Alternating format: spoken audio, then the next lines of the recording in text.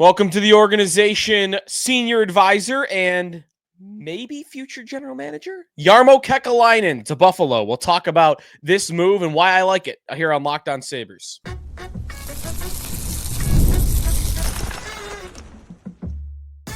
You're Locked On Sabres, your daily podcast on the Buffalo Sabres. Part of the Locked On Podcast Network, your team every day. What is up, everybody? Welcome into this Friday edition of the Locked On Sabres podcast. Thanks for making us your first listen every day. We are free and available wherever you get your podcast. You can watch the show along on YouTube. Be sure to like and subscribe us there if you are watching. And you can become a part of our Locked On Sabres text club. To do that, head over to joinsubtext.com/Locked On Sabres. You everydayers, thanks for coming back as we continue to roll through the offseason here for the Buffalo Sabres. And we do have a very newsy show for you today with the breaking news in the last hour or so, at least before, recording here, that Jarmo Kekäläinen is going to join the Buffalo Sabres as senior advisor. The watch is over. The watch for the senior advisor is done, and they did land on an experienced general manager. I was skeptical they could get there. I mean, hell, I did a whole show on whether Darcy Regier could end up being this senior advisor because they have to go to somebody with their tail between their legs, and they didn't have to do that. They got a well-established veteran GM that I've got a lot to say about, not just in this role, but honestly, his potential to one day be the general manager of this team, I think, is very real. But we'll get into all of that. Also, his resume in Columbus is littered with things that I think Sabre fans are going to love. He is not a perfect GM by any stretch of the imagination. Some of the risks he takes or took in Columbus did end in some poor consequences, but he took risks, and that's one of the themes of Jarmo as being a GM in Columbus. So a lot to get to on that front. And then a little bit later on in today's show, we'll talk about the Stanley Cup final rematch that is now official. It'll be the Oilers, and it will be the Florida Panthers. Jeff Skinner found his way into the lineup for the first time since game one of the first round, scores a goal, big one, to go up 3-0 in the second period. Skinner, goal and assist, point per game in the NHL playoffs. We'll see. There are a few days off here. June 4th is when the finals start. So they might be healthy by then. Connor Brown is the one for Edmonton that is getting closer to a return. So I'm not sure we'll see Skinner for game one of the finals, but there's a chance. And I'm sure scoring didn't hurt his cause for being in the lineup again. So that is something to look forward to. He wasn't the only former Sabre. Vander Kane also scoring, by the way, in that game. Dallas' season comes to an end. We might talk some Jake Oettinger next week on the show because he got pulled in game 5 and couldn't make eye contact with his coach. And, some people want to talk about him as a trade idea, even though there's no rumor or report about that. Just how about let's talk about Oettinger because he's a star goalie, no pun intended there. And Dallas could use some other things. And I don't know. I don't think they should be out on him at all. But that team has lost in the conference finals 3 years in a row, and I do wonder if they'll do something drastic. But that's for next week. Let's get into it. Jarmo Kekäläinen, the senior advisor to the Buffalo Sabres. Very different tone from me than a couple weeks ago when Eric Stahl was introduced as a new member of the Sabres front office as an assistant to the general manager. That, to me, was more about optics, and that was more about feelings and more about, just having another 06 Hurricane, and this one being like the 06 Hurricane that was now working for the organization. That was more of that. Not as much meaning to the direction of the team and the future of the team and whatnot. This, though, I do think has the potential to be meaningful. I wouldn't want to tell you on the front end, oh boy, Sabres are fixed now. Here we go, playoffs 2026, because they hired a senior advisor. They could have hired anybody in the world to be their senior advisor. And it's not a role that your finger's not on the button. So how much influence can you really have? Hopefully some, and I would bet some, but you're not the decider. So for that reason, I don't want to go too far with any sort of excitement about Kekäläinen, but I will say that I am impressed and that I am happy with where they ended up.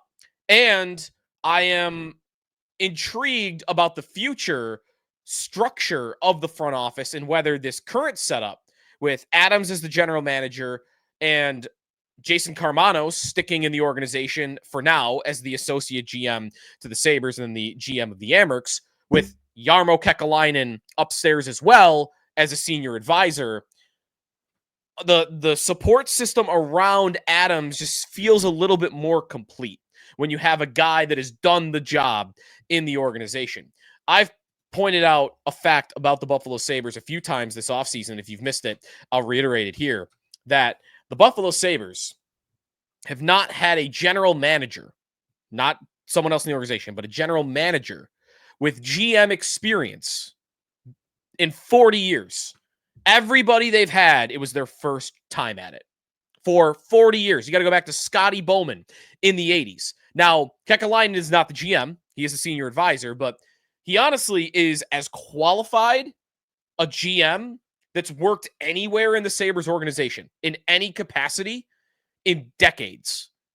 So that, I want to get to a little bit more about the future on that point in a moment, but to get to why he is right for this job and why he could have some positive influence on Kevyn Adams, as that's the current setup going forward, is I feel as though the areas in which Kevyn Adams lacks, maybe that killer instinct to make a deal, that ability to convince free agents to come to your team, the unafraidness of going after a star player in a trade, even when you might not be sure the player will be happy there.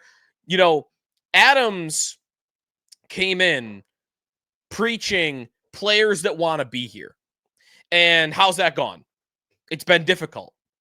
Jarmo Kekäläinen is the antithesis of that. If you go back on Jarmo's career, the guy trades for you. He does not care if you want to be there. He's going to do it, and he'll figure it out after. And if it gets ugly, then he'll deal with it when it gets ugly. But he didn't care if the guy wanted to be a Columbus Blue Jacket. And as the GM in Columbus, it's similar to Buffalo, where you find yourself on a lot of no-trade lists, and you find yourself being a place where guys want to leave. But he almost embraced that as a challenge, it felt like, in some of the moves that he made. And that balance to Kevyn Adams, who I do feel like has showed some nice things in terms of being a drafter, and he's done a good job on a couple of hockey trades that he's found in the last couple of years. Kekäläinen's qualities, to me, are the things that Adams lacks the most. If you look back at his resume, you were littered on his trade history with trades and free agent signings. Trades more so, though, where you are investing futures into getting big name players back and being willing to send out 4 guys that, again, you might need some convincing or you just don't care, but you go out and get them. So looking back on Jarmo Kekäläinen's career, some of these are hockey trades too. A first and a second round pick for Ivan Provorov. Draft picks for a top 4 defenseman. 2 prospects and a first round pick for Matt Duchene. Now, when the Columbus Blue Jackets acquired Matt Duchene, they had a very good regular season. And if you remember that regular season where Columbus was very good going into the playoffs, Artemi Panarin and Sergei Bobrovsky were on expiring contracts. And it looked like it was all going to come to an end. Bobrovsky was probably going to leave. Panarin was probably going to leave. So what does Jarmo Kekäläinen do? Instead of saying, well, let's middle it, let's trade some veterans for prospects, or let's do nothing and just ride it out, instead, he went all in. Knowing I'm probably going to lose my 2 best players in the summer, let me push in even more and let me trade 2 prospects and a first round pick for another guy who's probably going to leave in the summer in Matt Duchene. So he acquires Duchene on February 22nd of 2019. They make the wild card. They make the playoffs. They upset Tampa, who was the best regular season team that we had ever seen at that point in time. Columbus beats them in 4. And then they fall to the Bruins in the next round. And then he leaves. Duchesne leaves, Bobrovsky leaves, and Panarin leaves. But again, there are consequences to making a move like that. He ended up spending 3 assets on a guy that only played a couple of months for them. But that willingness to say, all this is going to end in a few months anyway. You know what? I'm going to push in even more. And I'm going to trade for Matt Duchesne. And he decided to do that. You've got other savvy trades and hockey trades. He trades Brandon Saad and Anton Forsberg to Chicago for Artemi Panarin. That's probably the best deal that he ever made as a general manager.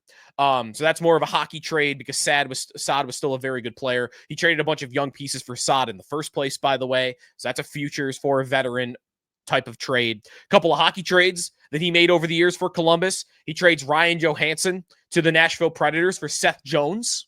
Big one. He trades Pierre-Luc Dubois to Winnipeg for Patrik Laine. That's another big trade. So you got a lot of hockey trades, but you've got even more than that on a smaller level. Even like he trades a 3rd-round pick for Damon Severson, who was a defenseman I liked a couple years ago for the Sabres. Like, you've got a willingness and you've got a lot of trades where he's moving picks, he's moving prospects, and he's going out and getting a good player. Then there's the free agency part of it. And this kind of is filed under the umbrella of convincing players to come here and being a GM of a team that's a smaller market and the last team on a list of destinations in the NHL, Columbus, Buffalo. There were other mitigating factors at the time. His wife had an opportunity in Ohio. And again, it wasn't all Kekäläinen just worked his magic and he got the guy to come here. But the late, great Johnny Gaudreau in free agency stunned everybody when we all thought he was going to Philadelphia or maybe New Jersey or somewhere in the New York area, one of these big market teams. Kekäläinen landed him. Johnny Gaudreau, the best free agent that year, one of the best free agents that hit the market in 5 years, 10 years. The Blue Jackets were the team that got him. And again, there were family reasons and there were other reasons why, other than just hockey, why he went there. But Kekäläinen closed that deal. He got Johnny Gaudreau to come to Columbus, which again, I remember being one of the most stunning signings in my life when that happened. It was a $9.75 million per year deal with the Blue Jackets, the late, great Johnny Gaudreau. By the way, I don't know if I mentioned this the other day, but the really cool moment for USA Hockey when they held up his jersey in front of the World Championship trophy. So obviously very sad. But back to Kekäläinen. He's got that on his resume too. I've gone out and I have, maybe not all the time, not every year, but I've landed that top free agent. And how many of you right now are wondering and thinking about Mitch Marner? You know, maybe there's a family reason for him for liking Buffalo more than just he likes the Bills. You still got to close that deal. And now you got a guy in the room that has done that.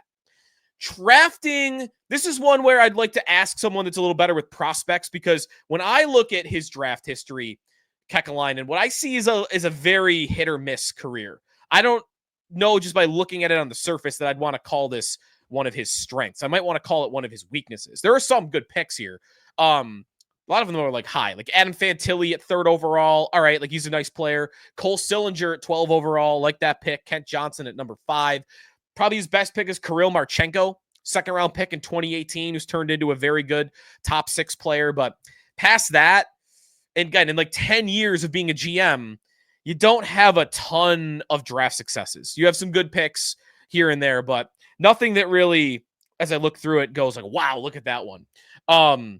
So drafting maybe would be his bigger weakness, but does anyone need the Sabres for the futures right now? The futures part of the organization for picking and for the AHL. You want a guy that can help close the deal on big name players and sign free agents and make trades, maybe convince Adams that a trade is good enough to do when he might be on the fence about it and might normally side towards being more conservative. And maybe if there's a guy in the room that's done it before, that's like, no, you should do this, that could help Adams push him over the edge on some of these deals. So I like that Jarmo is currently in the organization. And I think, as I mentioned, I think he fills in for a lot of the weaknesses that Adams seems to have as a GM. So with Kekäläinen now in the organization, one thing that I do want to explore is his ability, or more so the potential that one day he will be the general manager. We'll get into that hypothetical when we come back here on the Locked On Sabres podcast. Welcome back. Joe DiBiase and the Locked On Sabres podcast. We're presented by FanDuel Sportsbook. The playoffs are in full swing as we head into final season, although we still have some conference finals to go on the NBA side of things. The NBA playoffs in full swing. Every night it's been delivering highlight-worthy performances. Last night, Jalen Brunson, holy cow. Can't miss moments, momentum shifts, comebacks all over the place, whether it's a game-winning shot like Halliburton earlier in this series or a breakout player. There's never been a better time to get in on the action. FanDuel makes it easy to stay in the game before tip-off and live with player props, performance trends, same game parlays. Fans have more ways than ever to play smart and win big. It's all those. It could futures too, right? Like, hey, right now, if you love the idea that the Knicks are going to win this series and then can upset the Thunder, you could bet the Knicks to win the title right now for really long shot odds because they're down in the series, and then they'll be a big underdog if they get through. You could look at some of the overs for tomorrow's point totals. I kind of like Jalen Brunson to go over. I think he's played much better in the last two games than he did earlier in the series, where he's getting out physicaled and outbodied a little bit. So I'm looking at Brunson.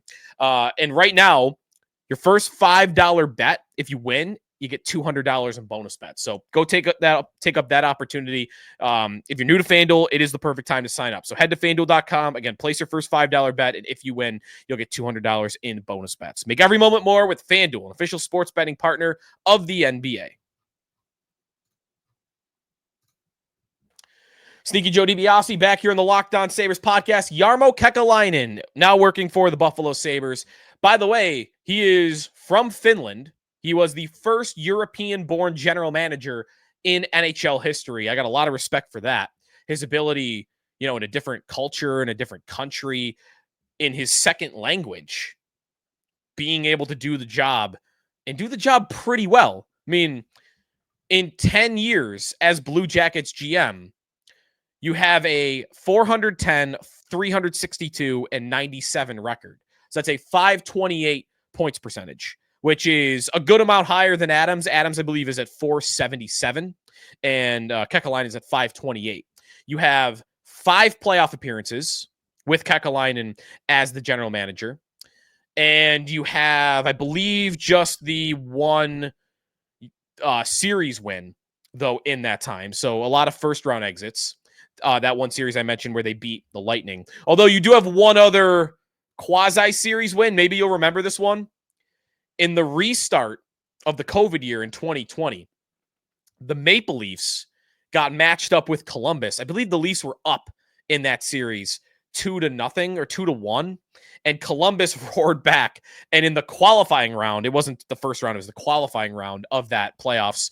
The Blue Jackets beat the Maple Leafs 3-2 in a best of 5 before they lost to Tampa the next round. So kind of 1.5, if you will, playoff series wins, but pretty good record, pretty good resume. Not the best. He doesn't have cups. He never won GM of the year. He didn't win a series. He's not winning a series every single year. It was just one real series. But right now, 5 playoff appearances in 10 years sounds like a dream to a Buffalo Sabres fan. So what about the future, though, for him in this organization? He's 58 years old. Very different than the first couple of guys we talked about for this job. Lou Lamoriello, Ken Holland to a lesser extent, but also Ken Holland. Lou Lamoriello, who was in Buffalo, remember, for a minute, doing his Nexus interview. Lamoriello in his 80s. Or when I brought up Rick Dudley, who's also in his 80s, these are experienced hockey men, but they're in an age where you're not thinking about them becoming the GM sometime soon.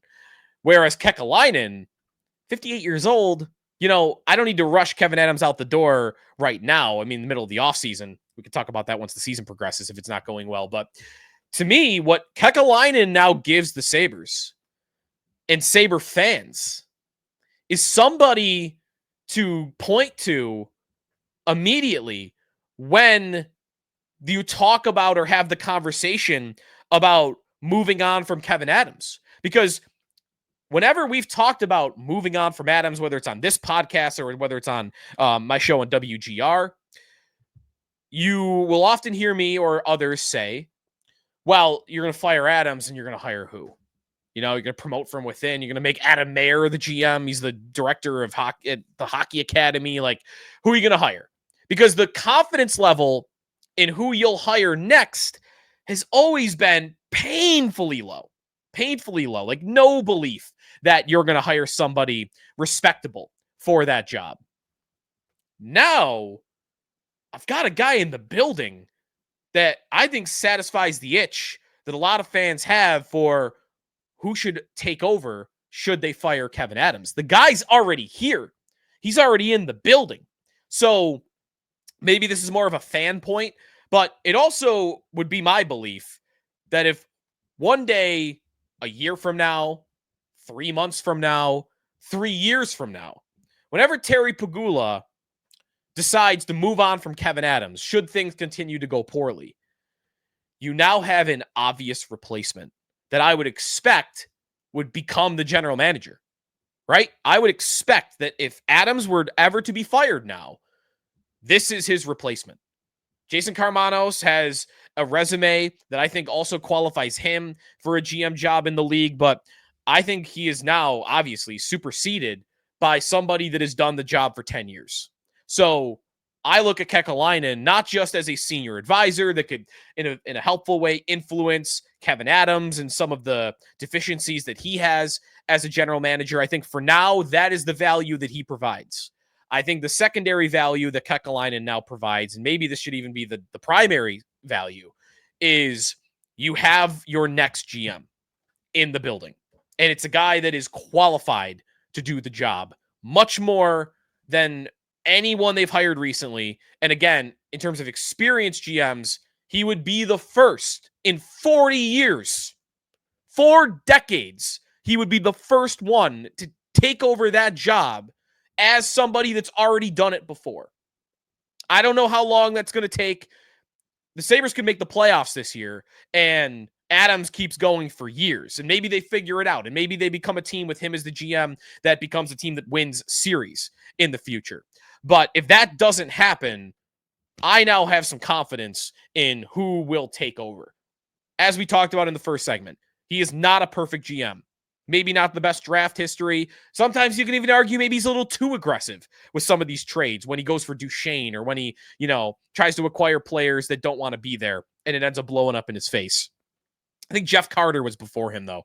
Remember the Blue Jackets traded for Carter, and within 2 weeks, he's like, I want out. They traded him to LA. I think that was before Kekäläinen. Columbus has kind of been like that for a while. With all that said, I got a qualified man to do the job that's in the organization, and I like it. And I think I would bet you right now, one day he'll be the GM. We just had our talking about FanDuel Sportsbook. If FanDuel reached out to me and said, hey, can you set the odds for us on a future when or if Jarmo Kekäläinen will ever become the Buffalo Sabres general manager, right now I'd set the odds at like minus 200. I think it's not a gimme, but it's favored. It would be favored, in my opinion, to happen someday, him becoming the GM.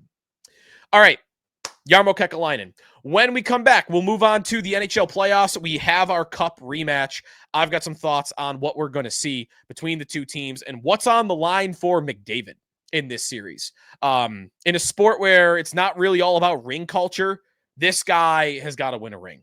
Get to that when we come back here in the Locked On Sabres podcast. Sneaky Joe DiBiase here on the Locked On Sabres podcast. Thanks for listening. Hope you have a good weekend coming up. Weather looks like it should be okay. We haven't had a great spring at all here in Buffalo. Anyways, meanwhile, down in South Florida, they're on to the Stanley Cup final, and up in Alberta, Edmonton is on to the Stanley Cup final as well. We have a rematch from last season. It is the Panthers. It is the Oilers. After a 6-3 win in Game 5, the Oilers over the Stars. They looked overwhelming in this series. The Stars couldn't figure out how to score. Edmonton did help that along. They did that to them defensively. The Oilers look like a pretty complete team. They are dealing with some injuries. The one area that still would worry me if I'm an Oilers fan, is whether the goaltending holds up over an entire series. Because I think the way Stuart Skinner is playing right now gives you confidence that I'm going to get 3 or 4 really good games out of him. But am I going to get 6? Am I going to get 7? Seems like a stretch. How many, he's going to give me a birdie. He's going to give me a couple of pars. He might even give me a bogey. But how many triple bogeys am I going to get from him over the course of 7 holes? Or in this case, 7 games? How many triple bogeys? Because there have been times where he'll give you like 4 of them and you lose the series on that. Or you got to turn to the backup, which is still a possibility. Calvin Pickard sitting there on the bench if Skinner were to start to struggle again. So Edmonton goaltending, number one thing I'm thinking about that could sway the series one way or another. Florida, complete team. How healthy are they coming back? Tkachuk has looked unhealthy at times. He just doesn't look like he can move. What's impressive about Tkachuk is even when he looks like he can't move, he's skilled enough and he's physical enough that he's still making a big impact on these series. So not to say he's useless out there. Reinhart getting a few days to rest. The thing I'm wondering about this series, though, you have a potential dynasty, and I'm jumping the gun a little bit on that for the Panthers. Even if they win the cup here, you're not a dynasty. In my opinion, you've got to win at least 3 to even have that conversation. But making it 3 years in a row, winning 2 Stanley Cups. I mean, you're 1 season away now from it being a dynasty, in my opinion. Edmonton, it's all about McDavid. And hockey is not like basketball in this way, where in the NBA, Michael Jordan, you know how many rings he's got. LeBron, you know how many rings he's got. Kobe, like these guys are defined by how many rings they've got. And they're talked about in that way. They're debated in that way. Hockey's not quite the same. Part of that, in my opinion, might be that it feels like everybody in hockey that should have a ring ends up getting one.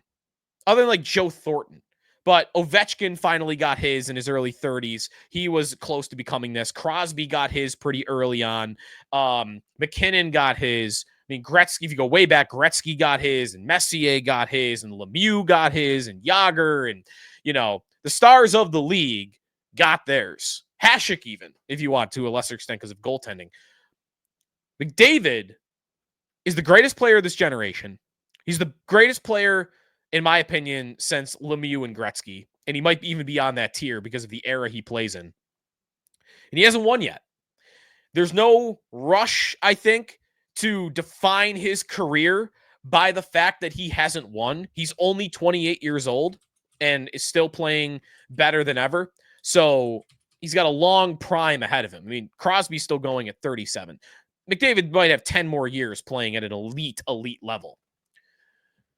I'll be rooting for him, though, because the last thing I want to see happen to him, I've always loved the player, the tank season 10 years ago for the Sabres. I'm driving down with buddies.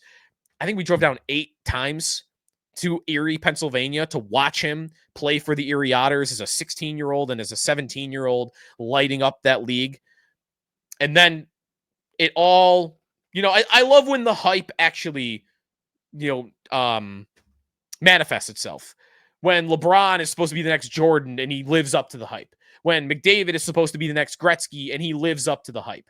You want to see that be more the story of his career. The last thing that I want for the sport and for him is in 5 years or in 7 years for him to be 33, 34, 35 years old, not having won the Stanley Cup.